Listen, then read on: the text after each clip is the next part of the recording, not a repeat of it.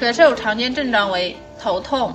恶寒、鼻塞、流涕、咳声重浊、痰稀色白、舌苔薄白或气逆作咳，咳嗽时引发两胁疼痛、痰少口干、面红耳赤、心情烦躁、舌苔黄耳干，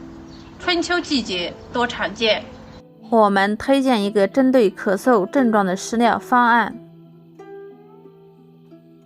洋葱1个，切成瓣，葱白2段，放在蒸碗里，加水1勺，盖上盖子，